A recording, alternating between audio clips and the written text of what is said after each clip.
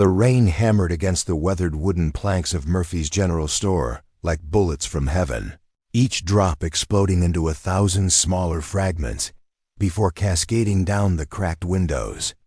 Wade Thompson pulled his worn leather hat lower over his eyes, watching the muddy street transform into a rushing river that carried away everything in its path: old newspapers, broken bottles, and the dreams of anyone foolish enough to believe that Copper Ridge, Montana was anything more than a dying town clinging to the edge of nowhere. Before we jump back in, tell us where you're tuning in from, and if this story touches you, make sure you're subscribed, because tomorrow I've saved something extra special for you. But Wade had learned long ago that sometimes the most unexpected salvation comes from the darkest storms, and sometimes the people who see the least can show you the most about who you really are. Wade Thompson had been riding the same circuit for 3 years, moving cattle from ranch to ranch across the northern Montana territory, never staying anywhere long enough to call it home. His bay mare, Duchess, knew the routine as well as he did: arrive before dawn, work until dusk, collect payment, and move on before anyone started asking questions about the scar that ran from his left temple to his jaw, or why a man with his skill with horses and cattle chose to live like a ghost. The morning he rode into Copper Ridge, the sky held that peculiar shade of green that old-timers said meant serious weather was coming. The town sat in a valley between 2 ridges, with Willow Creek running right through its heart like a silver thread. Most of the buildings dated back to the gold rush days of the 1880s, their paint peeling and their foundations settling into the Montana soil with the resigned patience of structures that had seen better times and weren't expecting them to return. Wade hitched Duchess outside Murphy's General Store and stepped onto the covered boardwalk, his spurs catching briefly on the warped planks. The store smelled of leather oil, coffee beans, and the particular mustiness that came from decades of Montana winters. Behind the counter stood a woman Wade guessed to be in her 30s, with auburn hair pulled back in a practical bun and clothes that spoke of someone who worked for a living rather than for show. "Help you with something?" she asked, and Wade noticed she didn't look directly at him when she spoke. Her gaze focused somewhere just past his left shoulder. "Looking for work," Wade said, removing his hat out of habit his mother had drilled into him before the world went sideways. "Heard the Whitman Ranch might need hands for the drive to Billings." The woman's fingers moved across the items on the counter with practiced efficiency, straightening jars of penny candy and rolls of twine without seeming to think about it. "Emma Cartwright," she said. "I run this place with my father. And you're right about the Whitman Ranch, though, I'd say. Your timing could be better." She nodded toward the window where the green sky had darkened to the color of an old bruise. "Storm's coming in fast. Might want to find somewhere to wait it out before you head up to see Henry Whitman." Wade studied her face, noting the way her eyes moved, not quite randomly, but not with the focused attention of someone tracking movement either. It took him a moment to realize she was blind, and when he did, he felt a familiar tightness in his chest, the same feeling he got when he saw a horse that had been broken by someone who didn't understand that strength and spirit weren't the same thing. "Much obliged for the warning," he said. "Though I've ridden through worse." Emma's hands stilled on the counter. "Have you now? And what makes you so certain you know what's worse?" The question caught Wade off guard. Most people, when they gave advice, expected it to be taken or ignored, not challenged. "Experience, I suppose." "Experience is a funny thing," Emma said, moving around the counter with a confidence that spoke of years navigating the same space. "Sometimes the things we think we know best are the ones that surprise us most." She stopped in front of a window, tilting her head as if listening to something Wade couldn't hear. "This storm's different. Willow Creek's been running high all week from the snowmelt up in the mountains. Add this rain on top of it, and the whole valley could flood." Wade looked out at the street, where the rain was already creating small rivers. Between the buildings, How long will you figure it out before it gets serious? Few hours, maybe less. Emma returned to the counter, pulling out a ledger and running her fingers across the pages. Town's got a shelter plan, though most folks are stubborn enough to stay in their own places until the water's lapping at their doorsteps. And you? Emma smiled, and Wade was struck by how the expression transformed her entire face, bringing warmth to features that had seemed merely practical moments before. I've got supplies here that people will need, and someone's got to mind the store. My father's up in Helena visiting my sister, so it's just me until this blows over. Wade found himself studying the woman more carefully than he'd studied anything in months. There was something about the way she carried herself, a quiet strength that reminded him of the best horses he'd worked with, alert without being nervous, confident without being foolish. Seems like you've got it figured out. Do I? Emma opened the ledger, her fingers moving across what Wade now realized were raised dots. Tell me something, Mr. Thompson, Wade Thompson. Tell me something, Mr. Thompson. What do you see when you look at this town? Wade glanced around the store, then back toward the window. Same thing in most places, I imagine. People trying to get by, buildings that have seen better days, and a storm that's going to test how well everyone's prepared for trouble they hope won't come. And what do you see when you look at yourself? The question hit Wade like a physical blow. He took a half-step backward, his hand instinctively moving toward the brim of his hat. Not sure what you mean. Emma closed the ledger and faced him, directly for the first time since he'd entered the store. Her eyes were the color of winter sky, pale blue-gray, and somehow both distant and immediate. You ride alone, work alone, sleep alone. You keep your hat pulled low and your answers short. You've got skills that could earn you a permanent position anywhere, but you choose work that keeps you moving. So I'm wondering, what is it you see when you look at yourself that makes you think you don't deserve to stay anywhere long enough to call it home? Wade felt heat rise in his face, a combination of anger and something else he couldn't quite name. You don't know anything about me. I know you've been hurt, Emma said quietly. I know you think that hurt makes you different from other people, maybe dangerous to them. And I know you're wrong. The sound of the rain intensified, drumming against the roof with increasing urgency. Wade could hear water rushing in the street outside, carrying debris and making sounds like a river in flood stage. He should leave, should get the Duchess somewhere safe, and ride out the storm in whatever shelter he could find. Instead, he found himself asking, how could you possibly know that? Emma moved to the window again, placing her palm against the glass. You want to know a secret, Mr. Thompson? People think being blind means you miss things, but the truth is, you notice different things.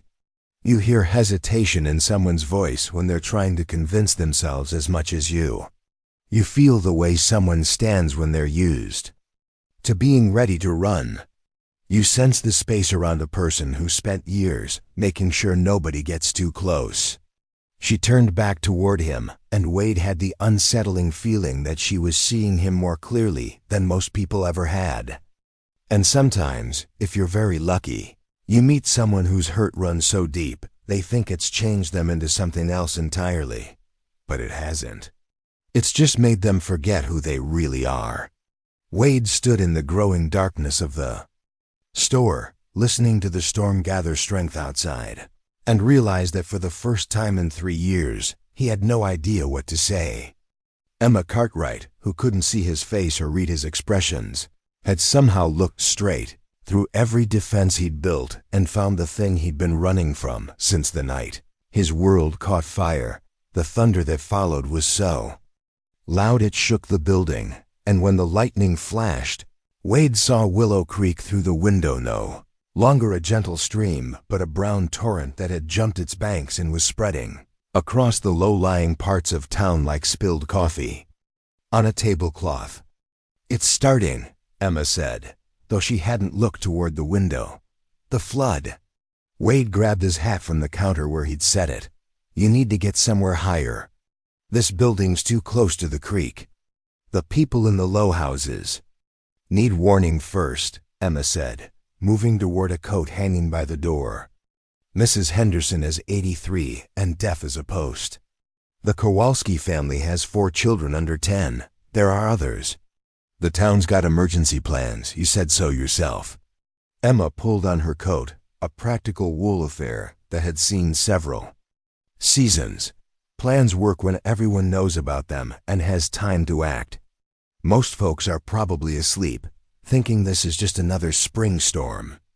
Wade watched her button the coat with the same methodical precision she'd shown arranging items on the counter. You can't seriously be planning to go out in this. I know this town better than anyone, Emma said. I know which houses flood first, which families might need help, and where the safe routes are even when you can't see them. But you can't, Wade started, then stopped himself. Emma smiled again, that transformative expression that seemed to light up the dim interior of the store. Can't what, Mr. Thompson? Can't help because I'm blind? Or can't I be trusted to know my own limitations? Wade looked out at the rising water, now lapping at the edges of the boardwalk.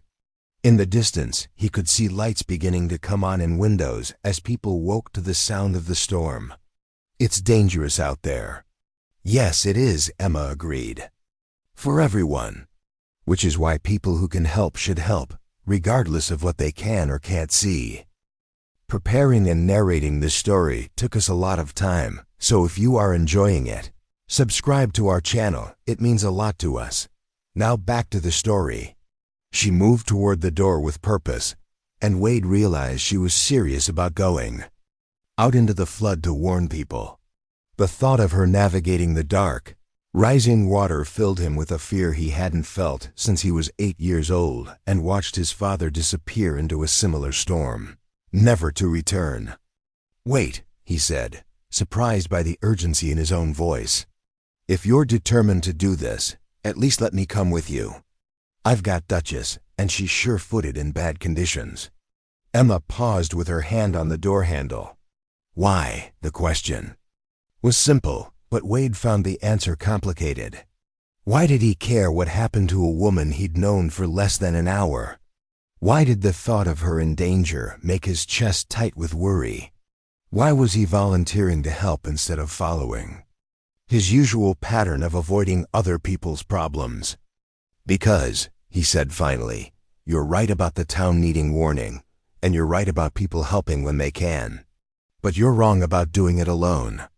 Emma turned the handle, and the sound of the storm rushed in like a living thing, bringing with it the smell of rain and mud and the wild energy of water that had forgotten its boundaries. All right, Mr. Thompson, but if we're going to do this, we do it right. No heroics, no unnecessary risks, and no arguments about what I can and can't handle. Wade settled his hat firmly on his head and stepped into the storm beside her. Yes, ma'am. The water was already ankle-deep on the boardwalk, and Duchess whinnied nervously as Wade untied her reins from the hitching post. The mare was well-trained and steady, but even she could sense that this was no ordinary storm. Wade helped Emma up into the saddle, noticing how she moved with the natural balance of someone who'd learned to trust her body's understanding of space and movement. Where first? He asked, swinging up behind her. Emma pointed toward the lower part of town, where the oldest houses sat closest to what used to be Willow Creek, Mrs. Henderson's place. Then the Kowalskis. After that, we'll see how much time we have. Wade guided Duchess into the muddy street, feeling the mare's hooves slip slightly on the slick ground.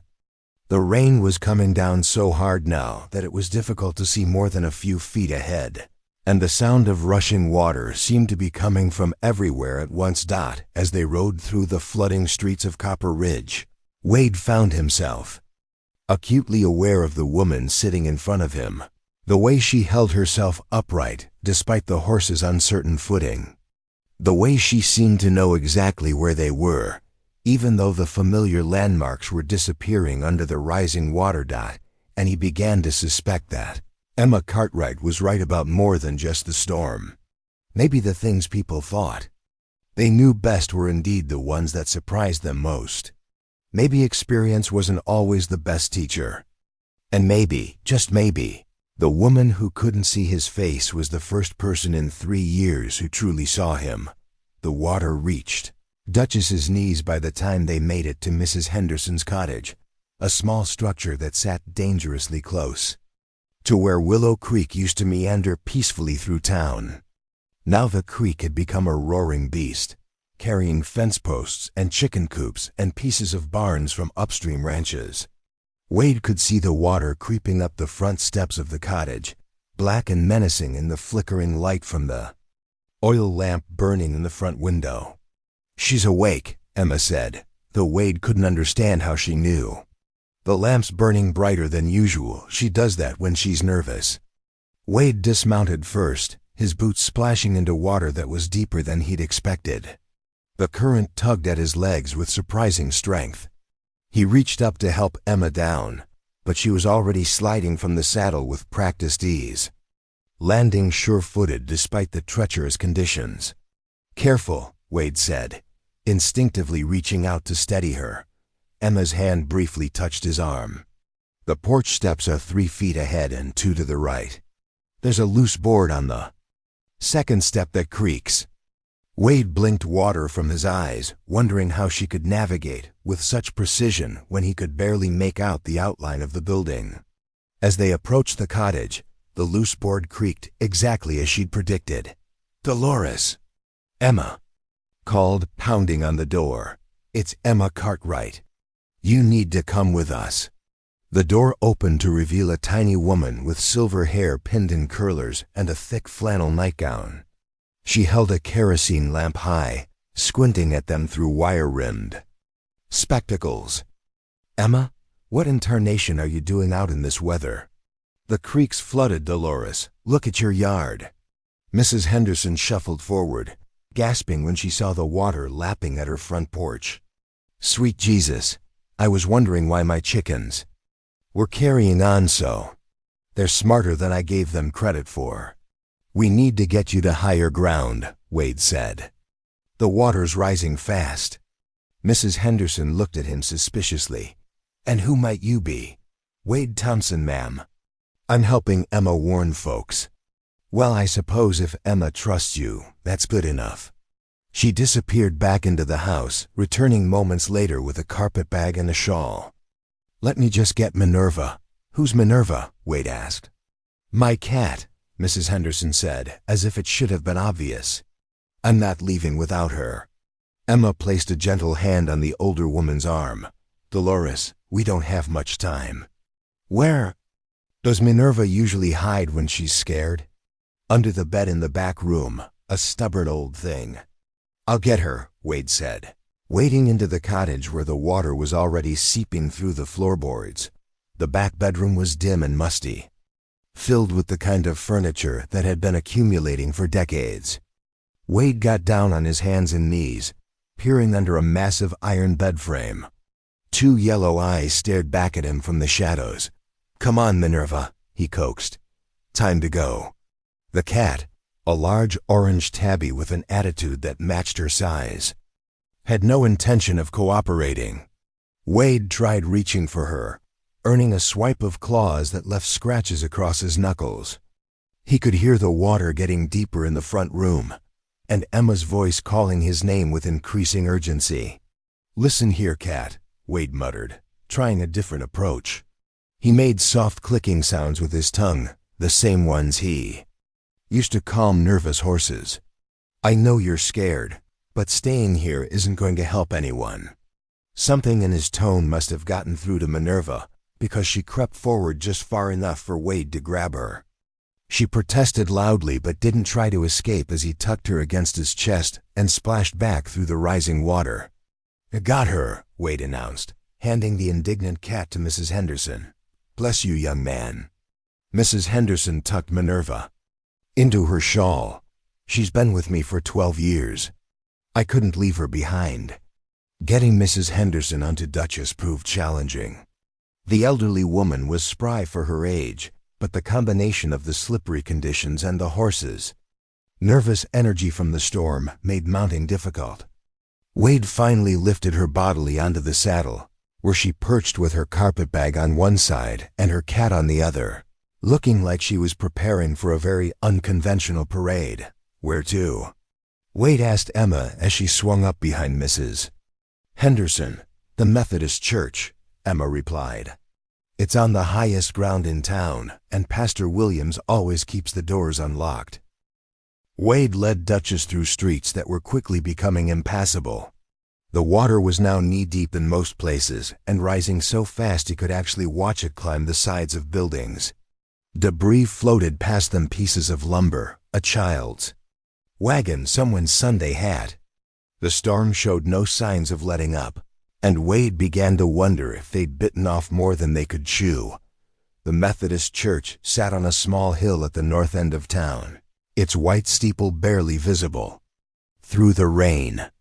Wade had to coax Duchess up the muddy slope, the mare's hooves sliding with each step. By the time they reached the church, all four of them were soaked through and shivering. Pastor Williams met them at the door, a tall man with a gray beard and kind eyes who took one look at their bedraggled group and ushered them inside without questions. The church was warm and dry, with oil lamps casting golden light across wooden pews and a simple altar. "Dolores, you old bird," Pastor Williams said, helping Mrs. Henderson down from the horse. "What took you so long? I've been expecting folks to start showing up for the last hour." "Had to wait for my escort," Mrs. Henderson replied, clutching Minerva protectively. "This young man risked his neck to save my cat." Wade felt uncomfortable with the praise, just doing what needed to be done. Pastor Williams extended his hand. "Marcus Williams. And I'm grateful for what you're doing, both of you." He nodded toward Emma. "Though I can't say I'm surprised Emma's out in this weather helping people. She's got her father's stubborn streak when it comes to looking after folks." "How many people are here already?"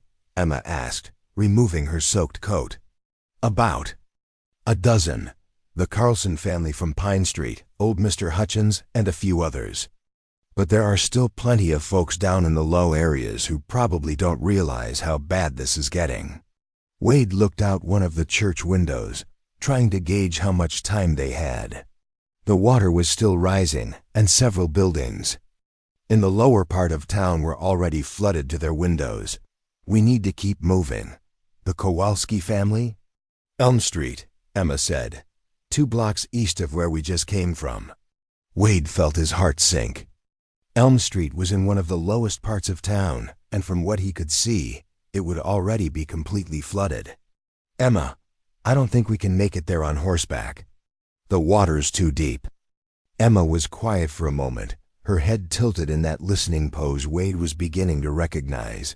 "There's another way. The old mining road that runs behind the school. It's higher ground, and it connects to the back of Elm Street. That road's been washed out for years," Pastor Williams said. "Nobody's used it since the mine closed." "Nobody needs to see where they're going," Emma replied. "But I've walked that road dozens of times. I know every rut and rock." Wade stared at her.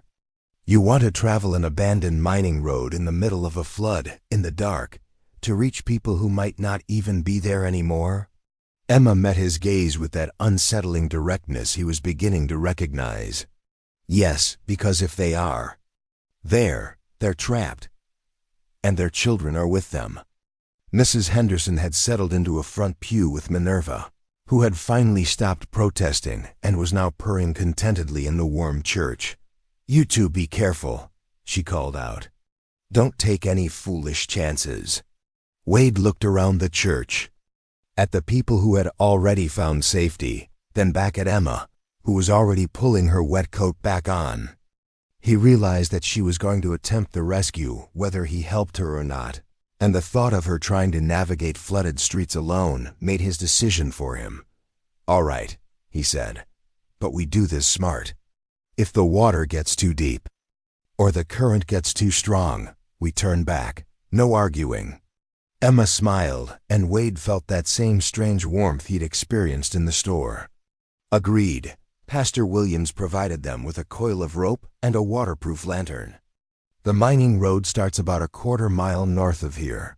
Follow the ridgeline until you see the old headframe. Wade helped Emma back onto Duchess, acutely aware of how small and vulnerable she felt in the storm. The rain had intensified again. If that was possible, and the wind was now strong enough to make the trees bend and sway like dancers in some wild, desperate ballet, the mining road was treacherous even in good weather, a narrow track that wound along the hillside above town. In the storm, it was barely passable, with loose rock and mud making every step dangerous for horse and rider alike. Wade let Duchess pick her own pace, trusting the mare's instincts more than his limited visibility. "Tell me about the Kowalski." "Family," Wade said, partly to distract himself from the precarious path, and partly because Emma's voice helped him focus. "Stefan and Anna came over from Poland about 5 years ago," Emma replied.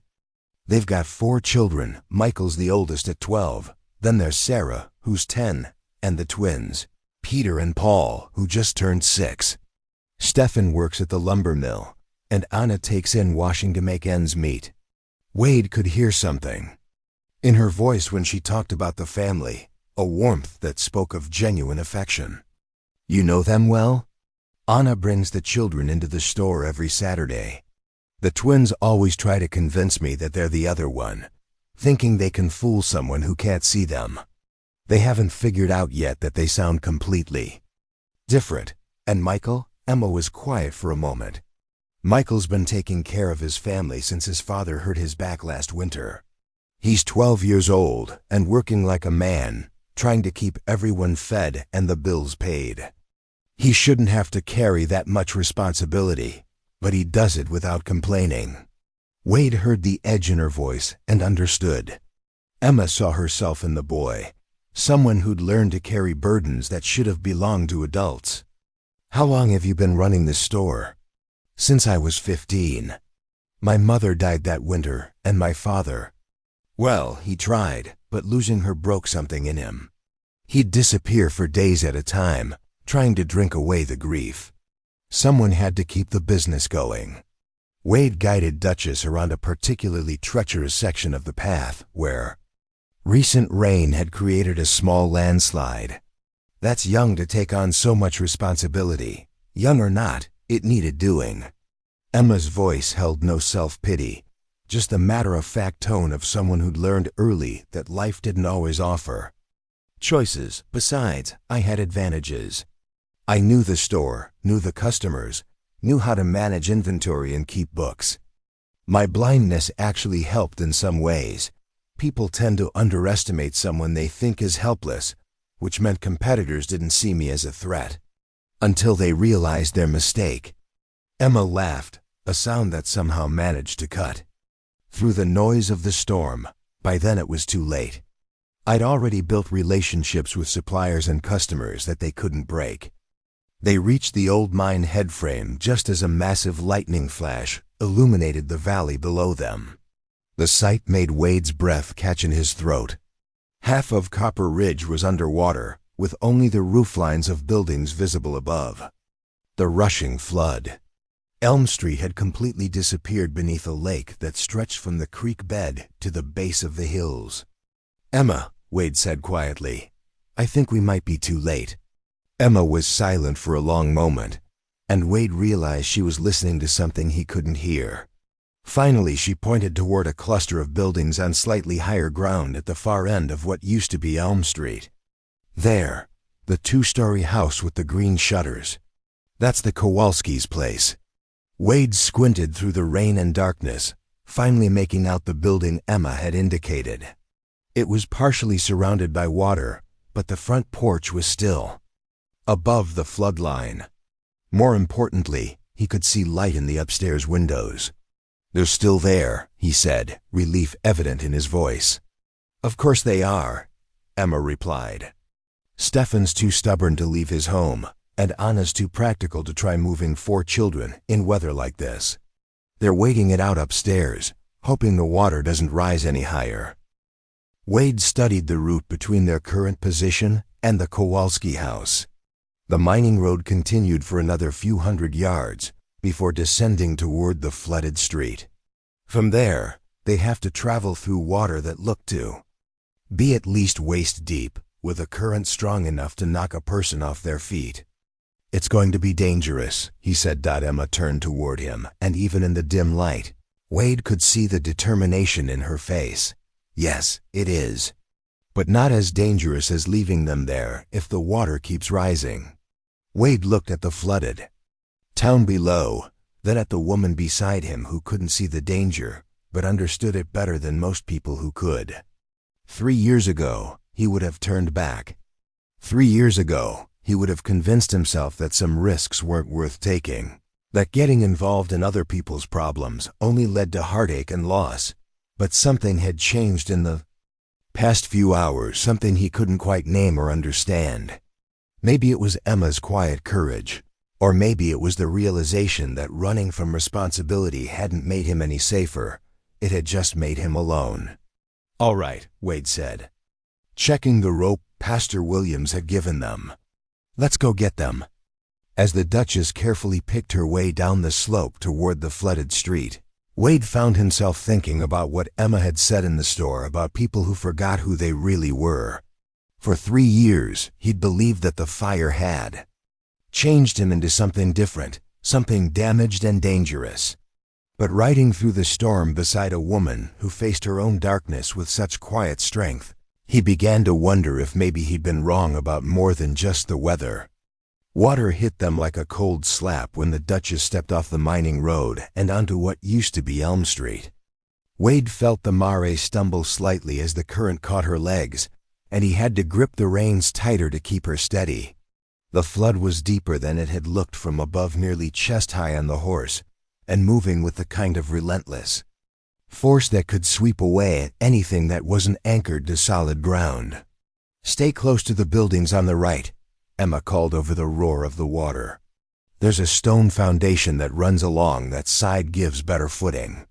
Wade marveled at her ability to navigate by memory alone.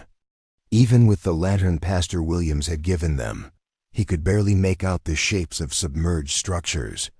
Emma, meanwhile, seemed to know exactly where they were at every moment, calling out warnings about debris or sudden drops in the roadbed before Wade could see them himself.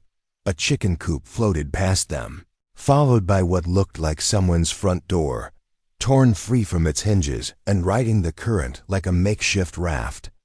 Duchess snorted nervously as a dead tree branch scraped against her shoulder, but the mare kept moving forward with the steady determination of a horse that trusted her rider completely.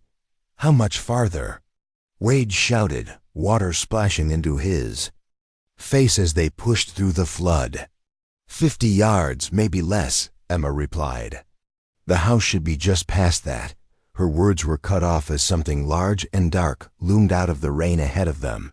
Wade pulled back on the reins, bringing Duchess to a stop just in time to avoid colliding with an overturned wagon that had wedged itself between two buildings. The wagon blocked most of the street, leaving only a narrow gap that looked barely wide enough for a horse and riders to squeeze through. "What is it?" Emma asked, sensing their sudden halt. "Wagons blocking the way. We'll have to find another route." Emma was quiet for a moment, her head tilted in concentration. "No, we can get through. The gap on the left side is wider than it looks, about 4 feet. Duchess can make it if you angle her just right." Wade studied the obstacle, trying to see what Emma somehow knew without looking. The gap did appear slightly wider on the left, though not by much. More concerning was the way the wagon was positioned, held in place by water pressure and debris, but potentially unstable. If it shifted while they were passing through. "It's risky," Wade said. "Everything we're doing is risky," Emma replied. "But the Kowalskis are counting on us." Wade took a deep breath and guided Duchess toward the left side of the overturned wagon. The mare's ears flicked nervously as they approached the narrow opening, but she responded to Wade's steady hands and calm voice. Easing sideways through the gap with barely inches to spare on either side, They were halfway through when the wagon groaned and shifted slightly, scraped forward by the relentless current. Wade felt his heart jump into his throat, but Duchess never faltered, carrying them safely past the obstacle and into the clearer water beyond. "Well done," Emma said quietly, and Wade realized she'd been holding her breath. 2. The Kowalski house sat on a small rise that had once been considered a minor inconvenience, the kind of elevation that made deliveries slightly more difficult, and added a few extra steps to the daily routine. Now that rise was the difference between safety and disaster. The front porch was still above water, though just barely, and the small yard had become a temporary island in the middle of the flood. Wade could see faces pressed against the upstairs windows, pale shapes that turned toward them as they approached. A moment later, the front door opened, and a man appeared on the porch, waving frantically. "Stefan," Emma called out. "We're here to help." Stefan Kowalski was a big man with powerful shoulders and calloused hands that spoke of years of physical labor. His usual confidence had been replaced by the kind of desperate relief that came from watching disaster creep closer to everything you loved while feeling powerless to stop it. "Emma, thank God you came." Stefan waded into the water that was now lapping at the edge of his porch. "The whole street flooded in less than an hour. I thought we were trapped." Wade dismounted into water that came up to his waist immediately, feeling the pull of the current, trying to knock him off balance. "How many people are in the house?" "All of us, Anna, and the 4 children. The twins are scared, and Anna's trying to keep them calm, but the water keeps rising." Stefan looked toward the second-floor windows where his family waited. "I don't know how much longer the house will hold. The foundation's old, and I can hear things shifting underneath." Emma slid down from Duchess with practiced ease, landing sure-footed despite the treacherous conditions. "We need to get everyone out now. Is there a way to reach the second floor from outside?" "There's a ladder in the barn, but the barn's flooded. The only way up is through the house, and the first floor's got 2 feet of water already." Wade secured Duchess to a sturdy fence post that was still above the waterline, then started toward the house. "Let's go get them." The interior of the Kowalski home was a heartbreaking testament to a family's attempt to save what they could from the rising water. Furniture had been stacked on tables, and personal belongings were piled on countertops and shelves. But the water had risen faster than anyone had anticipated, and now family photos floated alongside, children's toys in the muddy brown soup that covered the floor. They climbed the stairs to find Anna Kowalski waiting with her children in the narrow hallway. She was a small woman with prematurely gray hair and worried eyes, but she managed to smile when she saw Emma. "I knew you'd come," Anna said, embracing Emma despite their soaked clothes.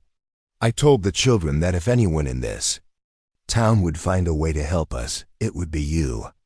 Wade looked at the 4 children, Michael, the 12-year-old who carried himself like a young adult, Sarah, 10 years old and trying hard to be brave, and the twins, Peter and Paul, who clung to their mother's skirts with the wide-eyed fear of children who understood that something was terribly wrong, but couldn't comprehend the full scope of the danger.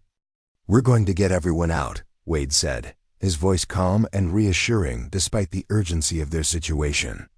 "But we need to move quickly and stay together." Michael stepped forward, his young face set with determination. "What can I do to help?" Wade was struck by the boy's composure. At 12, Michael was already taking responsibility for his family's welfare, just as Emma had described. "You can help keep your brothers calm and make sure nobody gets separated." "The water downstairs is getting deeper," Stefan said, peering over the stair railing. "And I can feel the whole house shaking when big pieces of debris hit the foundation." Emma moved to one of the bedroom windows and opened it, letting in a blast of wind and rain. "Wade, can you get the Duchess closer to the house?" Wade looked out the window, calculating angles and distances. The flood water was deep enough that Duchess could move relatively close to the building. But getting 6 people down from a second-story window onto horseback in these conditions would be extremely challenging. "It's going to be difficult," Wade said. "We'll need rope, and someone will have to go first to help the others." "I'll go," Michael said immediately. "No," Anna protested. "You're just a child." "I'm the lightest and the best climber," Michael replied with the practical logic of someone who'd learned to think like an adult. "And if something goes wrong, you'll still have the twins and Sarah to worry about." Wade studied the boy's face and saw something that reminded him of himself at that age: the willingness to take risks when the people you loved were depending on you. "He's right, Mrs. Kowalski. Michael goes first, then we can use him to help guide the others down." It took precious minutes to secure the rope Pastor Williams had given them, tying one end to a sturdy bed frame and feeding the other out the window. Wade went first, rappelling down the side of the house to where Duchess waited in the swirling water. The Mare was nervous but steady, her training and temperament holding despite the chaos around them. Michael followed with the quick confidence of youth, sliding down the rope and landing safely behind Wade on Duchess's broad back. Then came Sarah, who was more cautious but equally brave, followed by the twins, who had to be coaxed and encouraged, but eventually made the journey with their father's help from above, and Michael's reassurance from below. Anna was next, and Wade could see the fear in her face as she prepared to trust her life to a rope, and the skill of people she barely knew. But she made the descent without incident, her maternal instinct to reach her children overcoming her terror. Stefan came last, and as he slid down the rope, Wade heard an ominous creaking sound from inside the house. The building was beginning to shift on its foundation, pushed by the relentless pressure of the flood water and debris. "Everyone hold on tight," Wade called out as Stefan landed safely on Duchess's back behind his wife. 7 people on one horse was far from ideal, but Duchess was strong and the distance to safety wasn't far. They were halfway back to higher ground when disaster struck. A massive tree, uprooted from somewhere upstream, came rushing toward them with the speed and force of a battering ram. Wade saw it coming and tried to maneuver Duchess out of its path, but the horse was overloaded and the current was too strong. "Hold on!" Wade shouted, just as the tree slammed into them. The impact knocked everyone into the floodwater. Wade felt himself tumbling through the current, fighting to keep his head above the surface while looking frantically for the others. He could hear shouting and splashing, but the storm made it impossible to determine who was where.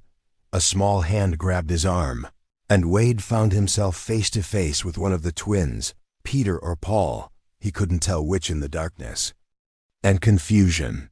The boy was coughing up muddy water, but seemed otherwise unharmed. "I've got you," Wade said, pulling the child against his chest. "Where's your brother?" "There."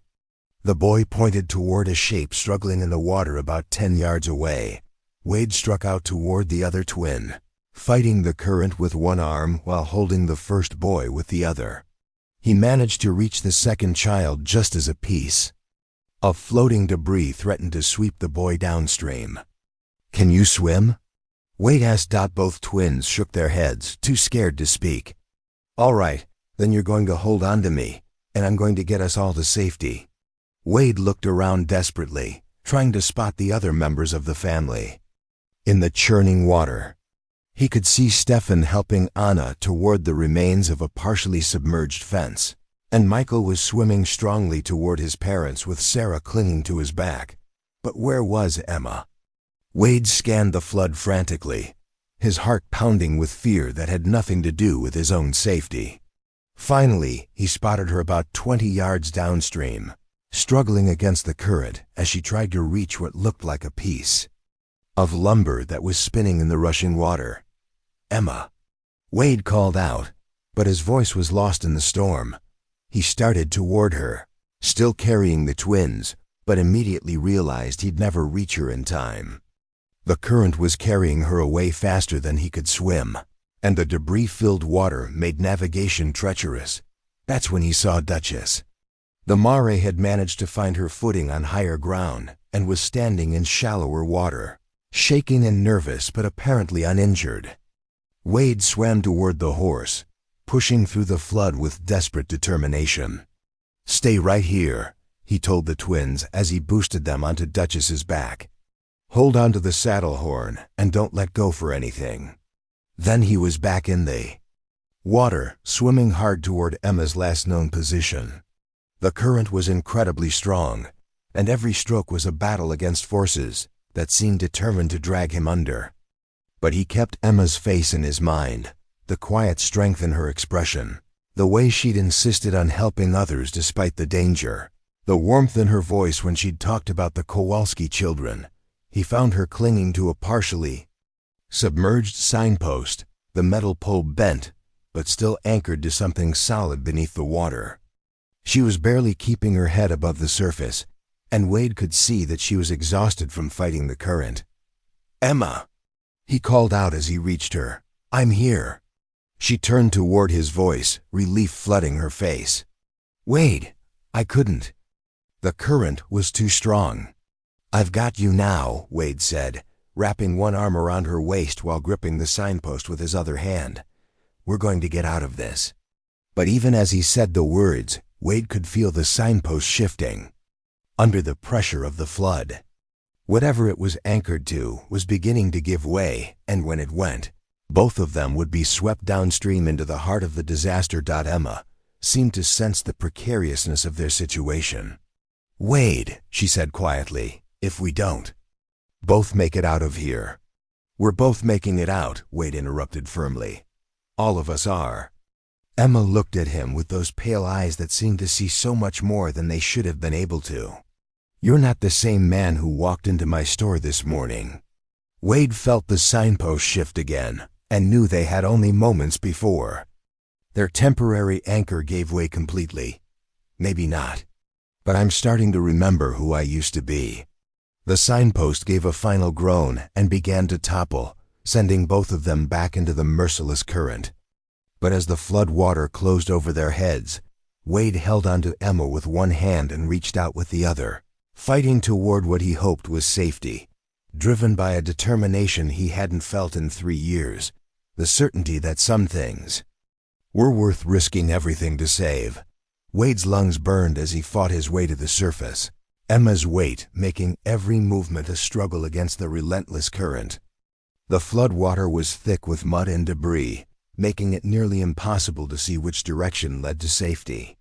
His boots scraped against something solid, a submerged car or building foundation, and he used it to push both of them upward, breaking through to air just as his chest felt ready to explode. Emma gasped and coughed, spitting muddy water as she clung to Wade's arm. "The children," she managed between ragged breaths. "Where are the twins?" Wade spun in the water, searching frantically through the storm-darkened landscape. Relief flooded through him when he spotted Duchess standing in shallower water about 30 yards away, 2 small figures still clinging to her saddle. The mare had somehow managed to stay upright and find safer ground, proving once again why Wade trusted her with his life. "They're safe," Wade said, starting to swim toward the horse. "The Duchess has them, but the former had other plans." As they struggled through the churning water, Wade felt himself being pulled sideways, away from where the twins waited. Every stroke forward seemed to result in 2 strokes of sideways drift, and the debris in the water made navigation treacherous. A wooden beam scraped past his shoulder, followed by what looked like someone's kitchen table, spinning end over end as it rushed downstream. "Wade," Emma said urgently, "we're being pulled toward the main channel." Wade knew what that meant. The main channel was where Willow Creek had originally flowed, and now it was a raging torrent that would carry them miles downstream, past any hope of rescue. He could hear it roaring somewhere ahead of them, a sound like a freight train that spoke of water moving with enough force to crush anything in its path. "Can you swim?" Wade asked Emma. "Not well enough for this." Wade made a split-second decision. He wrapped his arm more tightly around Emma's waist and struck out at an angle, not fighting the current directly, but trying to use it to carry them toward a cluster of partially submerged buildings that might provide shelter or something to grab onto. The strategy worked, but barely. They slammed into the side of what had once been the town's blacksmith shop, the impact knocking the wind out of both of them. Wade managed to grab hold of a window frame that was just above the waterline, his fingers finding purchase on the weathered wood. "There's a window here," Wade panted. "If I can get it open, we might be able to get inside until the current slackens." The window was swollen with moisture and fought against his efforts, but desperation gave Wade strength he didn't know he possessed. The frame finally gave way with a crack that was audible even over the storm, and muddy water immediately began pouring into the building's interior. Wade boosted Emma through the window first, then hauled himself up and over the sill, both of them collapsing onto what had once been the blacksmith's work floor. The building was partially flooded, with about 2 feet of water covering everything, but it was stable and offered protection from the worst of the current. "Are you hurt?" Wade asked, checking Emma for injuries in the dim light that filtered through the broken window. Emma sat up slowly, testing her arms and legs. "I don't think so. Bruised and battered, but everything seems to work." She paused, listening to something Wade couldn't hear over the storm. "The twins are crying. I can hear them from here." Wade moved to the window and looked out across the flood. Duchess was still visible in the distance, but the twins were no longer on her back. Instead, he could see them clinging to a fence post, in water that looked dangerously deep for children their size. "They must have been knocked off when something hit the horse," Wade said, his heart sinking. "They're in trouble." Without hesitation, Wade started back toward the window, but Emma caught his arm. "Wait," she said. "Look at the current pattern. If you go straight toward them, you'll be carried past before you can reach them." Wade studied the water, trying to see what Emma somehow knew without looking. "How can you possibly tell that from here?" "Sound," Emma explained. "Water makes different noises depending on how fast it's moving and what it's flowing around. The current between here and where the children are trapped is moving in a spiral pattern, probably caused by some kind of underwater obstruction. If you enter the water at the right angle, you can use that spiral to carry you toward them instead of away from them." Wade looked at her with amazement. "You can hear all that?" Emma smiled, though it was strained with worry. "You learn to notice things when you can't rely on your eyes. The question is, can you swim well enough to take advantage of it?" Wade thought about the swimming he'd done as a child, before the fire, before everything changed. He'd been good then, confident in the water in a way he hadn't been about anything in years. "I think so. But what about you?" "I'll be fine here until you get back. This building's solid. It's not going anywhere." Wade started toward the window again, then stopped. "Emma, if something happens to me out there, ... nothing's going to happen." "To you," Emma said firmly. "You're not the kind of man who gives up when children are in danger." "How do you know what kind of man I am?" Wade asked. "I haven't exactly been forthcoming about my past." Emma moved closer to him, close enough that he could see the flecks of green in her gray eyes. "I know because of the way you talked to Minerva when she was scared. I know because you risked your life to save people you'd never met before today. I know because you're still here, still fighting, when most people would have given up hours ago." Wade felt something shift inside his chest, a loosening of bonds he'd carried for 3 years. "There was a fire," he said quietly. 3 years ago, in Colorado, a family I was working for, the Hendersons. They had 3 children, and when their barn caught fire, I tried to get the animals out. But the roof collapsed, and by the time I dug myself out..." He stopped, unable to continue, but Emma waited patiently. "The youngest boy, Tommy, he'd followed me into the barn. He was only 6 years old, and he died because I couldn't get to him in time. The family blamed me, The town blamed me, and they were right too. I was supposed to keep everyone safe. Emma was quiet for a long moment. When she spoke, her voice was gentle but firm. And you've been punishing yourself ever since, thinking that if you don't get close to anyone, you can't fail. Them. Something like that. Wade, Emma said, placing her hand on his arm. What happened to that boy was a tragedy, but it wasn't your fault. Accidents happen. Fires spread faster than anyone expects, and sometimes good people die despite our best efforts.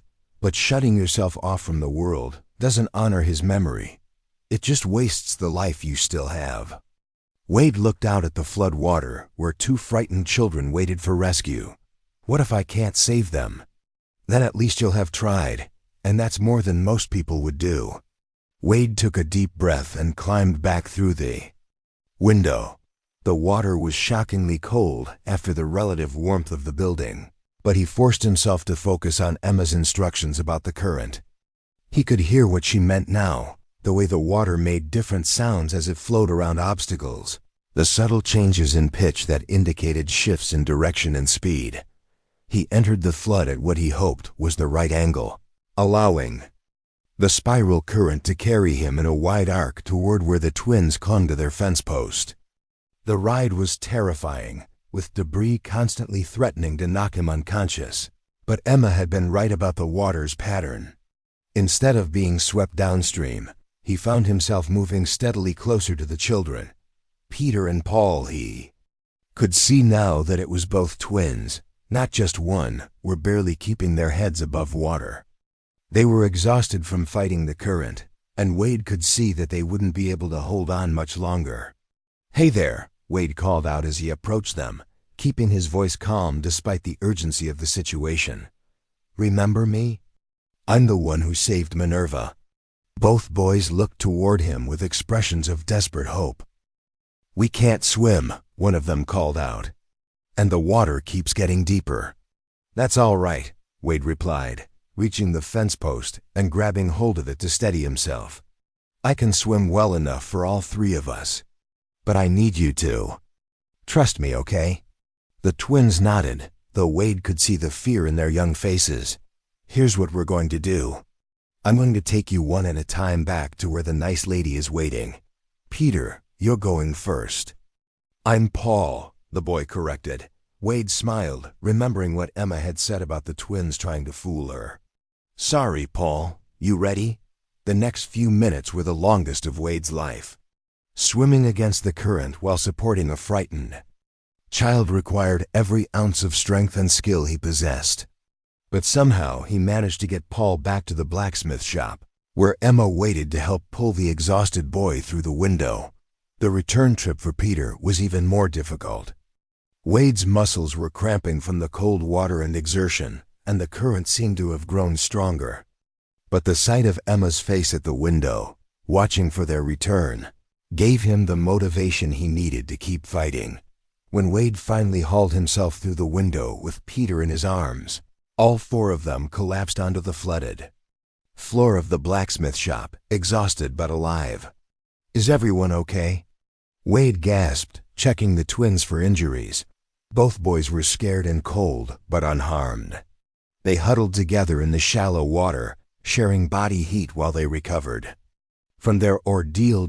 Emma moved closer to Wade, her hand finding his shoulder in the darkness. "That was incredible. I don't know how you managed to fight that current." "Your instructions about the water patterns," Wade replied.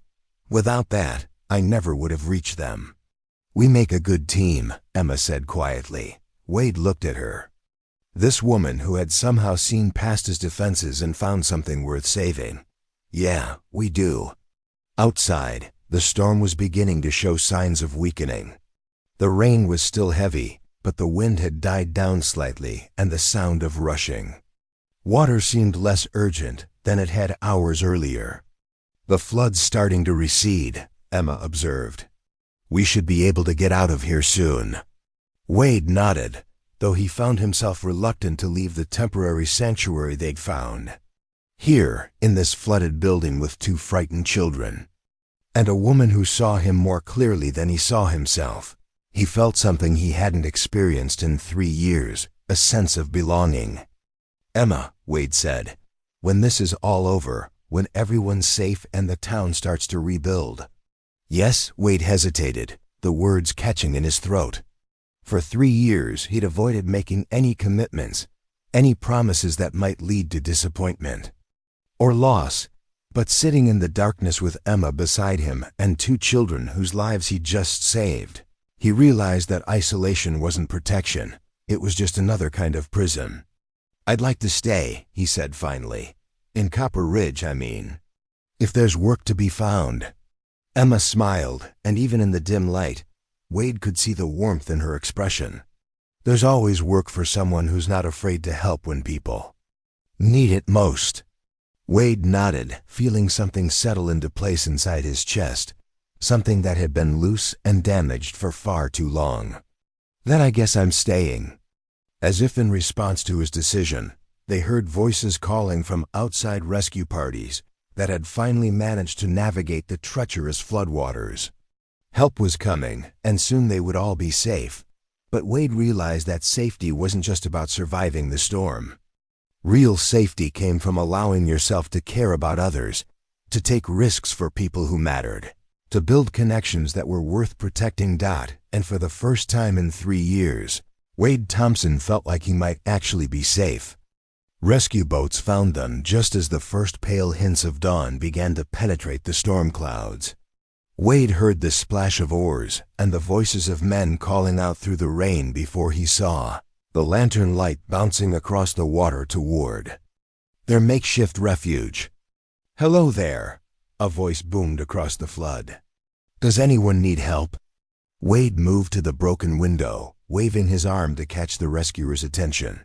"4 people here, 2 children." The boat that approached was actually a hastily constructed raft made from barn doors and empty barrels, manned by 3 men Wade didn't recognize. The lead rescuer was a weathered man with a gray beard who introduced himself as Captain Jake Morrison, a former riverboat pilot who'd volunteered to coordinate the rescue efforts. "Well, I'll be damned," Morrison said as he maneuvered the raft closer to the window. "Emma Cartwright, what in blazes are you doing out here?" "Your father's worried sick. He came back from Helena this morning to find half the town underwater and his daughter missing." Emma smiled as she helped guide the twins toward the window. "Helping people, Jake. Same as you." Morrison shook his head but grinned. "Should have known. You always were too stubborn for your own good." He looked at Wade with curious eyes. "And you must be the cowboy everyone's talking about. Word is you've been pulling people out of the flood all night."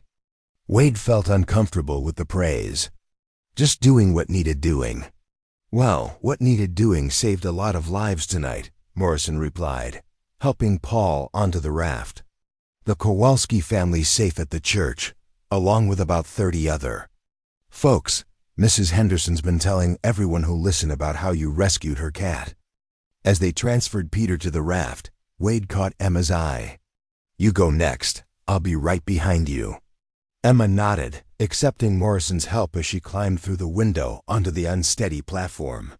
Wade followed, and within minutes they were all aboard the makeshift vessel, heading toward higher ground as the storm finally began to show signs of breaking. The journey to the Methodist Church gave Wade his first real look at the devastation the flood had caused. Entire buildings had been swept away, leaving only foundations and scattered debris. The main street of Copper Ridge had become a river, with only the tops of fence posts and telephone poles visible above the muddy water. It would take months, maybe years, for the town to fully recover, but as they approached the church, Wade was amazed by what he saw. Despite the disaster, or perhaps because of it, the community had come together in a way that spoke to something deeper than mere survival. People were sharing clothes and blankets, organizing food for families who'd lost everything, and creating makeshift sleeping areas for those whose homes were uninhabitable. Pastor Williams met them at the church steps, his face lighting up when he saw Emma, Thank the Lord you're safe. Your father's been pacing the floor since he got back. Emma's father, Thomas Cartwright, was a tall man with silver hair and the kind of lined face that spoke of years spent outdoors in all weather. When he saw his daughter, his composure cracked completely, and he swept her into a fierce embrace. "I should never have gone to Helena," he said, his voice thick with emotion. "When I saw the flood, and you weren't here." "I'm fine, Papa," Emma said gently. "We all are, thanks to Wade." Thomas Cartwright turned to Wade with eyes that held a mixture of gratitude and assessment. "Thomas Cartwright, Emma's told me nothing about you, which means you're either very new to town or very good at staying invisible." "Both, I suppose," Wade replied, shaking the older man's hand. "Wade Thompson." "Well, Mr. Thompson, it seems I owe you a debt I can never repay." Wade was about to protest when he heard familiar voices calling his name. The twins, Peter and Paul, had spotted him from across the church and were running toward him with the unrestrained enthusiasm of children who'd survived a great adventure. "Wade! Wade!" They called out in unison, launching themselves at him with enough force to nearly knock him over. Behind them came the rest of the Kowalski family, Stefan and Anna, who looked exhausted but relieved, Michael and Sarah, who regarded Wade with the kind of hero worship that made him distinctly uncomfortable. "We heard what you did," Anna said, tears in her eyes. "Swimming back into that water to save the boys when you could have stayed safe. I don't have words to thank you." Stefan gripped Wade's hand with the strength of a man accustomed to physical labor. "Anything you need, anything at all, you just ask. My family is in your debt." Wade looked around at the faces gathered in the church people who'd lost their homes and possessions, but who were alive because a few individuals had been willing to risk everything to help strangers. He realized that this was what community really meant, not just living in the same place, but being willing to sacrifice for each other when circumstances demanded it. "Actually," Wade said, looking at Thomas Cartwright, "I was hoping you might know of work in the area. I'd like to stay in Copper Ridge, help with the rebuilding." Thomas studied Wade's face for a long moment. "What kind of work are you looking for?" "Anything honest. I've got experience with horses and cattle, but I can turn my hand to carpentry. General labor, whatever needs doing." "The town's going to need a lot of rebuilding," Thomas mused. "And good men willing to work hard are always in short supply." He paused, glancing at his daughter, who was listening to the conversation with obvious interest. "I've got a proposition for you, Mr. Thompson. I'm getting too old to handle all aspects of the store business, especially the supply runs and heavy work. Emma's got the head for commerce, but she could use someone to handle the physical demands." Wade felt his heart skip a beat. "You're offering me a job?" "I'm offering you a partnership if you're interested. The store's profitable, the work is steady, and—" Thomas glanced meaningfully at Emma. "The company is excellent." Emma blushed slightly, but met Wade's eyes with that direct gaze he'd come to recognize. It would mean staying in one place, putting down roots. "Are you ready for that?" Wade thought about the question seriously. For 3 years, he'd convinced himself that movement meant freedom, that avoiding attachments meant avoiding pain. But standing in the church, surrounded by people who just demonstrated what it meant to care for each other, he realized his nomadic lifestyle hadn't been freedom at all, it had been fear. "I think I am," Wade said quietly, "if you'll have me." Thomas nodded approvingly. "Good. We'll work out the details once the town gets back on its feet. For now, you'll stay with us. We've got a spare room above the store, assuming the building's still standing." Pastor Williams, who'd been listening to the conversation, cleared his throat. "Speaking of the store, Thomas, you might want to know that it weathered the flood better than most. The water got into the first floor, but the structure's sound. You'll need to replace inventory and do some repair work, but it's salvageable." Wade felt a surge of relief. The store represented not just potential employment, but a chance to build something lasting with people he was beginning to care about deeply. As the morning progressed and the floodwaters continued to recede, more details of the night's events began to emerge. The official count showed that over 40 people had been evacuated from flooded homes, with no lives lost. Several buildings had been destroyed, and the economic impact would be significant.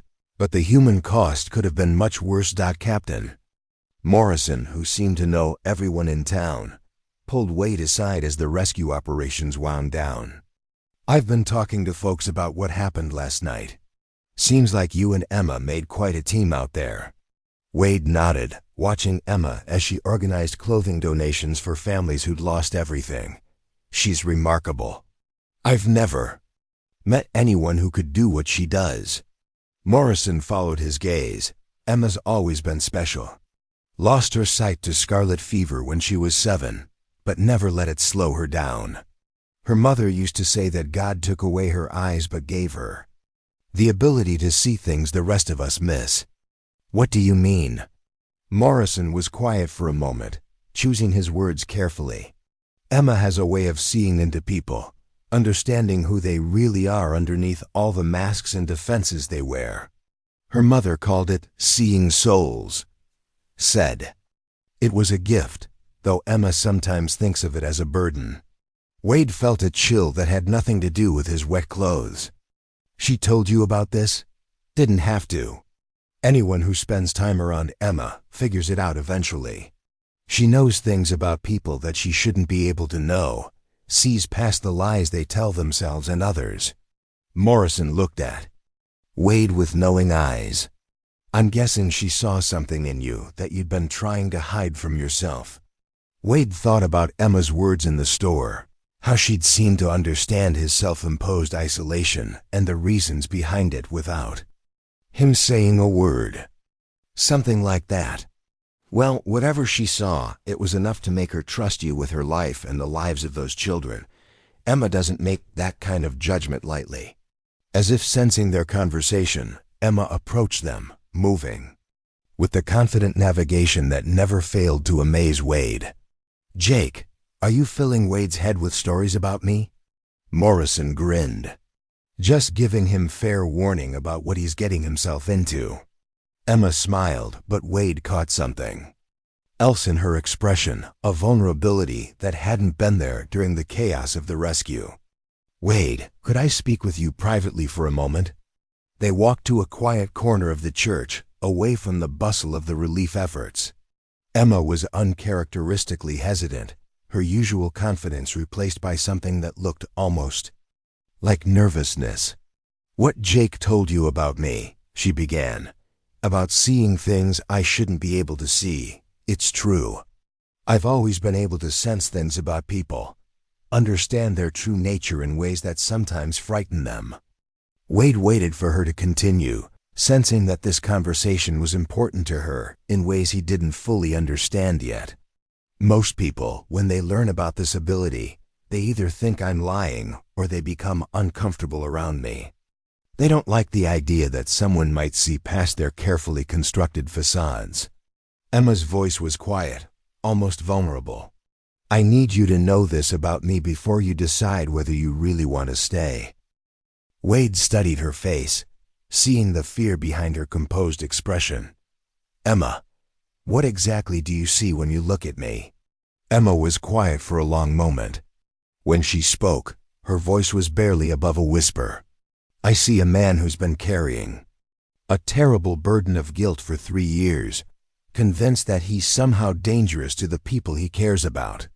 I see someone who's punished himself by cutting himself off from human connection because he believes that's what he deserves."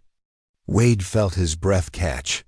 And I see the man you really are underneath all that pain, someone who would risk his life for strangers, who treats frightened animals with gentleness, who carries himself with honor even when he doesn't believe he deserves it." Emma's eyes met his with startling intensity. "I see a soul that's fundamentally good, Wade Thompson, no matter what mistakes you think you've made." Wade stood in stunned silence, feeling as if Emma had just reached into his chest and touched something he'd thought was buried beyond reach. How could you possibly know all that? Emma smiled, and for the first time since he'd met her, Wade saw complete peace in her expression. Because souls recognize each other. Wade, and yours has been calling out to mine since the moment you walked into my store. Wade felt something break open inside his chest, 3 years of carefully maintained defenses crumbling all at once. Emma, You don't have to say anything, Emma said gently. I just needed you to know that I see you, the real you, and that's exactly who I want to stay. Wade looked at this remarkable woman who had somehow seen past every barrier he'd constructed, who had recognized something worth saving when he'd lost faith in his own worthiness. For the first time in 3 years, Wade Thompson felt like he might actually deserve a second chance. Then I'm staying, Wade said simply. For as long as you'll have me. Emma's smile was radiant. That might be a very long time, Mr. Thompson. I certainly hope so, Miss Cartwright. As the sun finally broke through the storm clouds, casting golden light across the flood-ravaged town, Wade realized that sometimes the most devastating storms could clear the way for something beautiful to grow. And sometimes, the people who couldn't see with their eyes were the ones who could help you finally see yourself clearly. 6 months later, Wade Thompson stood on the newly rebuilt boardwalk outside Cartwright's general store, watching the sun set over the mountains that surrounded Copper Ridge. The town had recovered from the flood with the kind of determined resilience that marked frontier communities. But it had emerged different, stronger somehow, bonded by shared hardship and mutual aid. The store behind him hummed with evening customers, people stopping by after work to pick up supplies or simply to visit with Emma, who had become something of a local legend after the flood. Her partnership with Wade had proven even more successful than her father had anticipated. Wade's skill with horses and his growing network of contacts among the ranchers had expanded their business significantly, while Emma's intuitive understanding of what people needed before they asked had made the store indispensable to the community. Lost in thought? Emma's voice came from the doorway behind him. Wade turned, still amazed after all these months by her ability to move so silently, just thinking about how much has changed since that storm. Emma joined him on the boardwalk, and Wade noticed she was carrying a letter. Sometimes the most important changes happen when we're not paying attention, she said. Speaking of which, this came for you today, from Colorado. Wade's chest tightened as he recognized the handwriting on the envelope. It's from the Hendersons. The family from the fire? Wade nodded, his hands suddenly unsteady as he took the letter. For 3 years he'd carried the weight of their loss and their blame. He'd never expected to hear from them again, and he wasn't sure he wanted to now. Emma seemed to sense his hesitation. Would you like me to read it to you? Wade looked at her, this woman who had taught him that sometimes the most frightening truths were the ones that set you free. Yeah, I think I would. Emma carefully opened the envelope and unfolded the letter, her fingers running across the page. It's from Margaret Henderson, Tommy's mother. Wade's breath caught.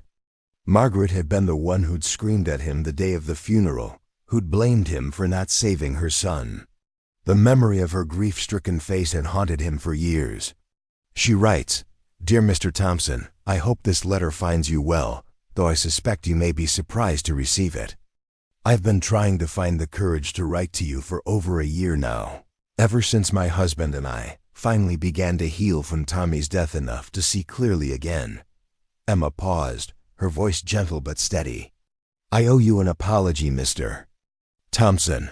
In our grief and anger, we blamed you for something that was never your fault. The fire spread faster than anyone could have predicted, and you risked your own life trying to save our animals and our son. The fact that you couldn't save Tommy doesn't diminish the fact that you tried. It only makes us more grateful that you survived. Wade felt tears he hadn't shed in 3 years beginning to build behind his eyes. Keep reading. We learned from other families in town about how you disappeared after the funeral, and we realized that our words spoken in pain and without thought had driven away a good man who was already suffering enough. We've prayed for years that, wherever you were, you had found peace and forgiveness, both from others and from yourself. Emma's voice grew softer. Tommy would have been 9 years old today. We visited his grave this morning and talked about you, about how brave you were, how much you loved animals, how you always treated our children with kindness and respect. We told him that we hoped you knew you weren't to blame for what happened, and that we were sorry for making you feel otherwise. Wade wiped his eyes, no longer caring if Emma could sense his tears. Is there more? Yes, we don't know where life has taken you, Mr. Thompson, but we hope it has been kind. You deserve happiness and peace, and if you've found people who appreciate the good man we always knew you to be, then we're grateful. You'll always be welcome here if you choose to return, but more than that, we want you to know that you carry our forgiveness and our gratitude wherever you go. With deep respect and affection, Margaret and James Henderson. Emma carefully refolded the letter and placed it in Wade's hands. For a long moment, they stood together in the gathering twilight, the weight of 3 years of self-imposed guilt finally beginning to lift from Wade's shoulders. How do you feel? Emma asked quietly. Wade considered the question. Different. Lighter, somehow. Like I've been carrying a heavy pack for so long that I'd forgotten what it felt like to stand up straight. Emma smiled. Sometimes forgiveness from others is easier to accept than forgiveness from ourselves. But both are necessary for healing. Wade looked at the letter, then at the woman beside him who had seen past his guilt to the person he really was. Emma, there's something I need to tell you. I'm listening. Wade took a deep breath, gathering his courage for words he'd been wanting to say for months, but had been too afraid to voice. That night during the flood, when you said that, souls recognize each other, I think you were right. I've never felt about anyone the way I feel about you. Emma's cheeks flushed slightly, but she met his gaze with her characteristic directness. And how do you feel about me, Wade Thompson? Like I've been wandering in the dark for 3 years, and you're the first light I've seen that feels like home. Wade reached for her hand, marveling at how perfectly it fit in his. I love you, Emma, not just for seeing past my mistakes, but for being the kind of person who makes me want to be better than I thought I could be. Emma's smile was radiant. I've been waiting for you to realize that since the day you walked into my store. I love you too, Wade, not despite your scars, but including them, because they're part of the man who would risk everything to save strangers in a flood. Wade felt his heart swell with a happiness he'd thought was lost to him forever. Does this mean you might consider marrying a reformed drifter? Emma laughed, a sound like silver bells in the evening air. Only if he promises to stay put long enough for us to plan a proper wedding. I'm not going anywhere, Wade said, pulling her closer. I've finally found where I belong. As the first stars appeared in the darkening sky above Copper Ridge, Wade Thompson kissed the woman who had seen his soul and found it worth saving. Around them, the town that had rebuilt itself from disaster continued its evening routine. But for Wade and Emma, time seemed to stand still in that perfect moment when two hearts that had been searching finally found their home in each other. 3 months later, Pastor Williams married them in the same Methodist church where they had sought refuge during the flood. The entire town attended, including the Kowalski family, Mrs. Henderson with Minerva purring in her lap, and Captain Morrison, who served as Wade's best man. Thomas Cartwright walked his daughter down the aisle, his pride evident in every step. In his wedding vows, Wade promised to love Emma not just with his heart, but with the courage she had taught him to find within himself. Emma promised to see him clearly always, both his strengths and his flaws, and to love him completely through whatever storms life might bring. As they exchanged rings, Wade thought about the man who had ridden into Copper Ridge 6 months earlier, lost, guilty, convinced that he was too damaged for love or belonging. That man had been transformed not by forgetting his past, but by finding someone who helped him understand that his past didn't have to define his future. The reception was held in the town square, where lanterns strung between the newly planted trees cast a warm glow over the celebration. As Wade and Emma danced their first dance as husband and wife, the entire community watched with the satisfaction of people who had witnessed something rare and precious. Two souls finding each other despite all the barriers that might have kept them apart. Late that evening, as the celebration wound down and the guests began to head home, Wade found himself back on the store's boardwalk with Emma, looking out over the town that had become their home. "Any regrets?" Emma asked, leaning against his shoulder. Wade thought about the question, considering the path that had led him to this moment. "Only that it took me so long to understand that running from pain doesn't heal it, facing it does." Emma smiled. "Well, you're a slow learner, but you get there eventually." Wade laughed, wrapping his arms around his wife. "Good thing I married a patient teacher." As they stood together under the Montana stars, Wade realized that Emma had been right about many things, that souls did recognize each other, that the most important things often couldn't be seen with the eyes, and that sometimes the greatest gift you could give someone was the ability to see themselves as they truly were. The lone cowboy who had arrived in Copper Ridge running from his past had found something more valuable than he'd ever dared hope. For a future worth building, a community worth belonging to, and a love that saw him not as damaged goods, but as a man worthy of happiness. And in the gentle touch of his wife's hand and the steady rhythm of her breathing beside him, Wade Thompson finally found the peace that had eluded him for so long, the peace that comes from being truly seen, completely accepted, and unconditionally loved. 5 years had passed since the great flood of Copper Ridge, and the morning sun cast long shadows across the thriving town square as Wade Thompson adjusted the harness on his team of horses. The supply wagon behind him was loaded with goods bound for the mining camps in the northern mountains, a monthly run that had become one of Cartwright and Thompson General Store's most profitable ventures. Emma emerged from the store, her hand resting protectively on her rounded belly.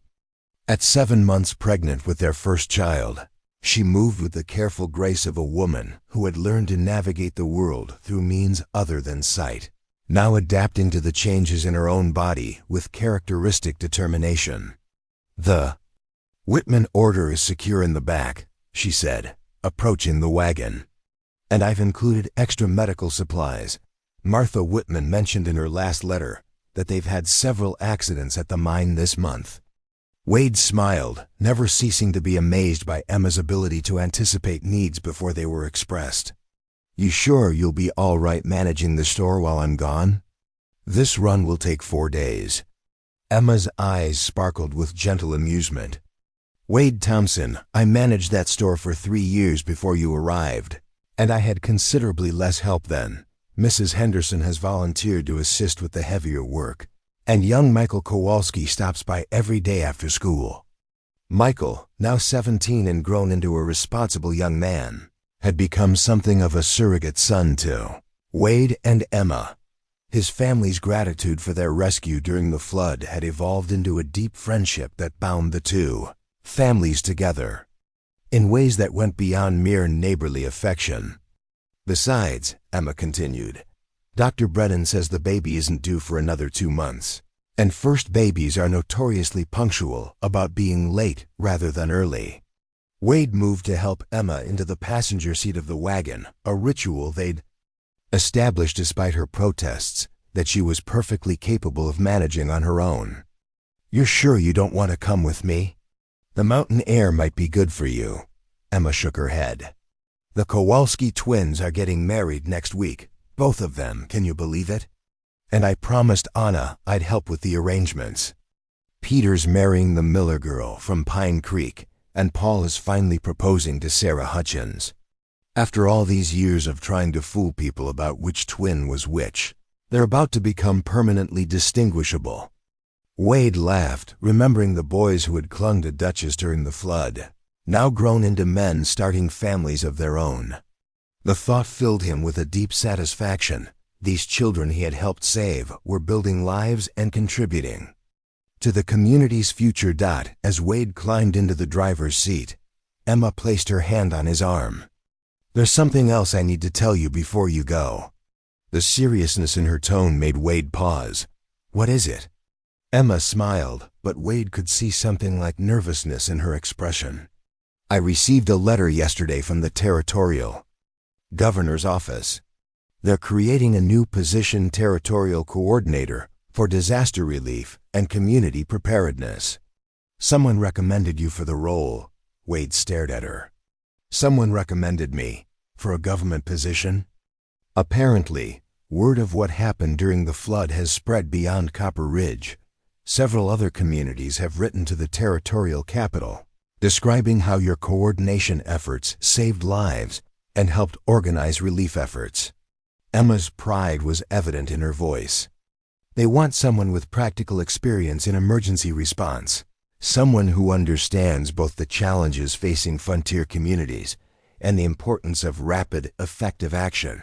Wade felt overwhelmed by the implications.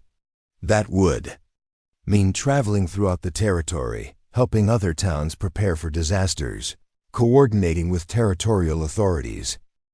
It would mean using your experience to help people on a much larger scale, Emma said gently. And it would mean recognition that you're not just a cowboy who happened to be in the right place at the right time. You're someone with genuine skills in leadership and crisis management. Wade was quiet for a long moment, processing the unexpected opportunity.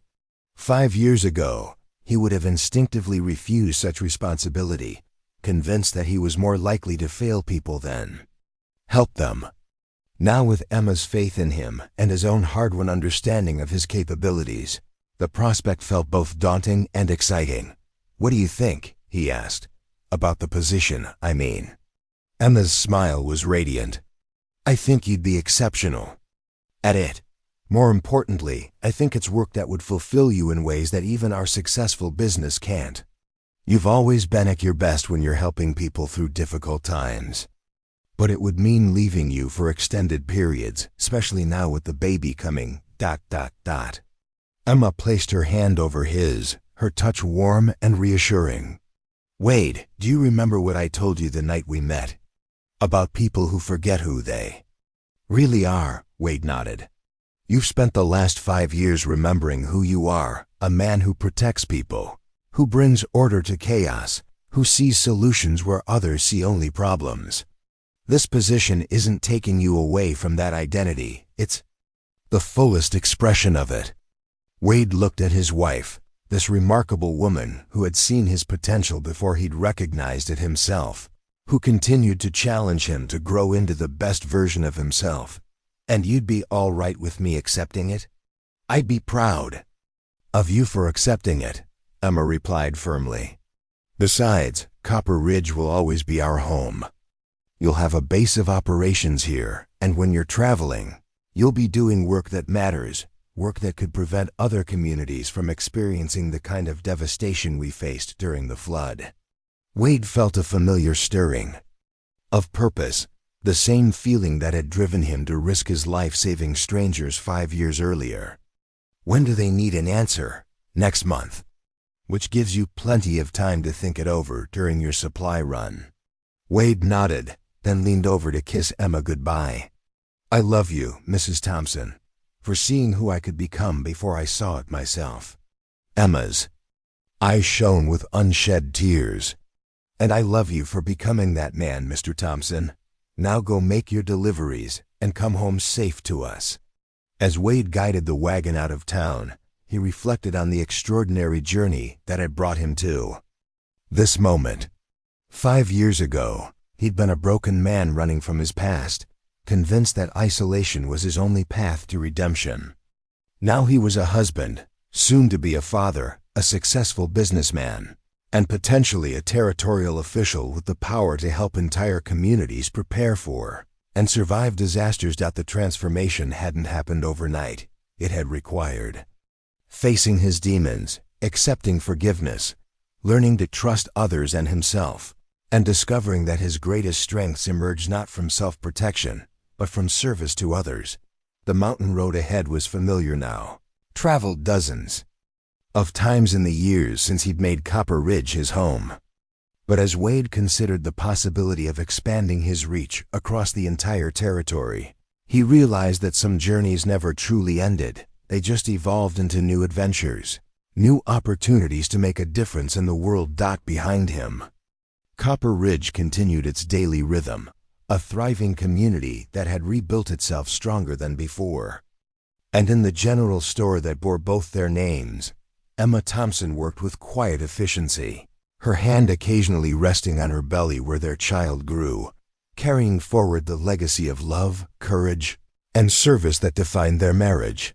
The mountain trail wound higher as Wade's thoughts drifted to the conversation he'd had with Captain Morrison the previous week.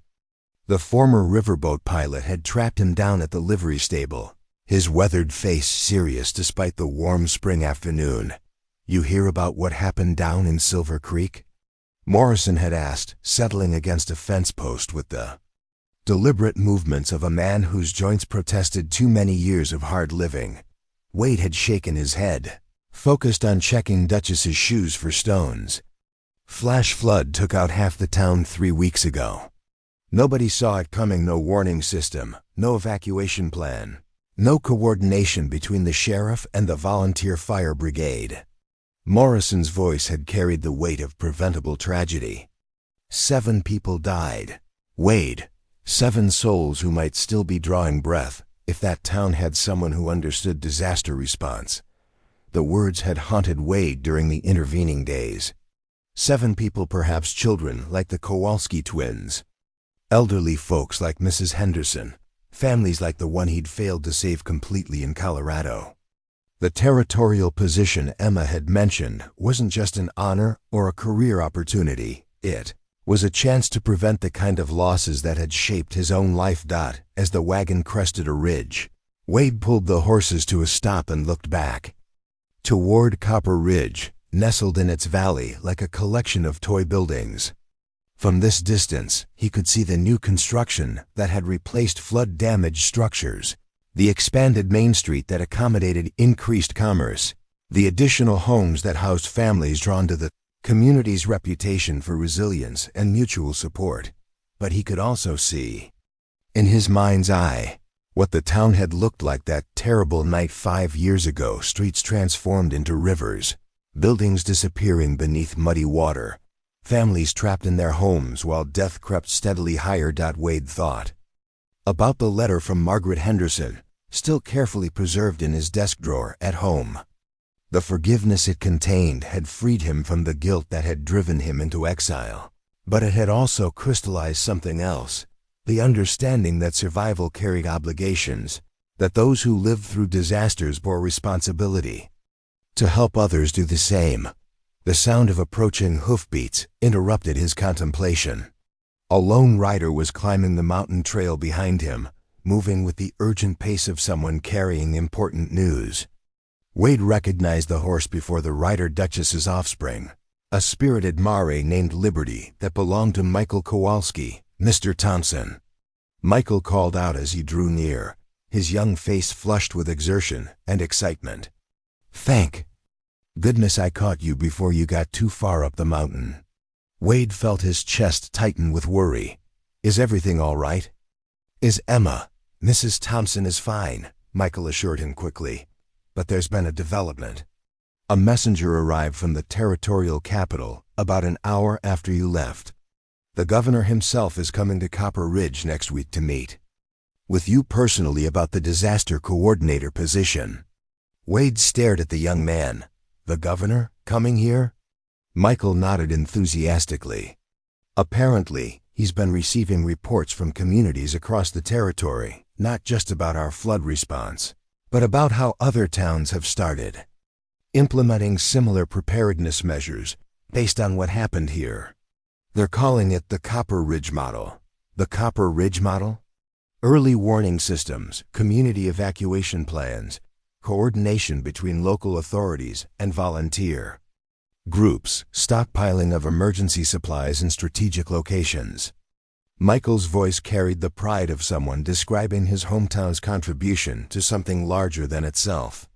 Towns from Billings to Helena have been writing to the territorial government, asking for guidance on implementing similar programs. Wade felt overwhelmed by the scope of what Michael was describing. All that from one night's work during the flood? Not just one night. Mr. Thompson, it's been 5 years of follow-up the training sessions you organize for volunteers. The equipment cache you convinced the town council to maintain. The relationships you built with neighboring communities for mutual aid agreements. Michael's admiration was evident. You've been doing the coordinator job unofficially for years. The territory just wants to make it official and expand it. Wade looked back toward town, processing this new information. Emma had known about the governor's visit, he realized. Her encouragement about the position hadn't been abstract. She'd understood that this was already his calling, had been his calling since the night they'd saved the Kowalski family together. There's more, Michael continued. The messenger said the governor is particularly interested in your ideas about training local coordinators in each community. Something about building a territorial network of disaster response specialists who can support each other during emergencies. Wade felt his pulse quicken. The concept was one he'd discussed with Emma during their evening conversations, the possibility of creating a system where communities wouldn't have to face disasters alone, where expertise and resources could be shared across vast distances. Did the messenger say anything about compensation? About how the position would be structured? He said you'd maintain your residence in Copper Ridge, with the general store serving as your base of operations. The territory would provide a salary, travel expenses, and funds for establishing supply depots and training programs. Michael paused. He also mentioned that your wife's insights about community needs assessment had been particularly noted in the reports they'd received. Wade smiled despite his amazement. Of course, Emma's contributions had been recognized. Her ability to understand what people needed before they asked had been instrumental in every aspect of their disaster preparedness work. Michael, I need you to ride back and tell Emma that I'm turning around. This supply run can wait a day or two. We need to prepare for the governor's visit. Michael nodded and turned his horse back toward town, but Wade called out to stop him. Michael, wait. What do you think about all this? About the position, about what it might mean for Copper Ridge? The young man considered the question seriously. At 17, Michael possessed the thoughtful maturity that came from growing up in a community that had faced genuine hardship and emerged stronger. I think it's what you've been preparing for your whole life, Mr. Thompson, even before you knew it. Michael's voice carried conviction beyond his years. That night during the flood, when you and Mrs. Thompson saved my family, that wasn't just about one emergency. That was about understanding what people are capable of when someone shows them how to work together. Wade felt a surge of pride in the young man Michael had become, but also a deep sense of responsibility. The boy's faith in him was representative of the entire community's trust, and that trust carried obligations that extended far beyond Copper Ridge. As Wade turned his wagon around and began the journey back to town, he thought about the conversation he would have with Emma that evening. Together, they would discuss the implications of his accepting the territorial position, the travel it would require, the challenges of coordinating disaster response across vast distances, the responsibility of potentially saving lives in communities they'd never seen. But he also knew that Emma had been right about this being the fullest expression of who he really was. The lone cowboy who had ridden into Copper Ridge 5 years ago had been running from responsibility. The man he'd become was ready to embrace responsibility on a scale he'd never imagined. The mountains around him bore the scars of old avalanches and forest fires, testament to the fact that disaster was a constant presence in frontier life. But they also bore the signs of renewal, new growth in burned areas, wildlife that had adapted to changing conditions, communities that had learned to work with rather than against the forces of nature. As Copper Ridge came back into view, Wade could see smoke rising from the chimneys of homes where families were preparing their evening meals. Children were completing their studies, and couples were planning their futures together. It was a scene of ordinary life continuing despite the knowledge that extraordinary challenges could emerge without warning. But it was also a scene that represented something more, a community that had learned to face uncertainty with courage, to support each other through difficulty, and to rebuild stronger than before. These were lessons that could be shared, skills that could be taught, systems that could be replicated. Wade Thompson, who had once believed himself too damaged to trust with anything important, was about to become responsible for protecting entire communities across the Montana Territory. The irony wasn't lost on him, but neither was the rightness of it. Sometimes the people most qualified to prevent disasters were those who had lived through them and understood their true cost. Sometimes the individuals best equipped to coordinate rescue efforts were those who had experienced both the desperation of needing help and the profound satisfaction of providing it. As he guided his horses back toward home, back toward the woman who had seen his potential before he'd recognized it himself, Wade felt the deep contentment that came from finally understanding his purpose. He was no longer running from his past, he was building on it, using his experience to create a future where fewer families would have to endure the losses that had once broken him. The sun was setting behind the mountains as Wade pulled into the yard behind Cartwright and Thompson General Store, but the light in the upstairs windows promised warmth, love, and the kind of quiet conversation that turned possibilities into plans. Tomorrow he would begin preparing for the governor's visit. Tonight, he would simply be grateful for the journey that had brought him home.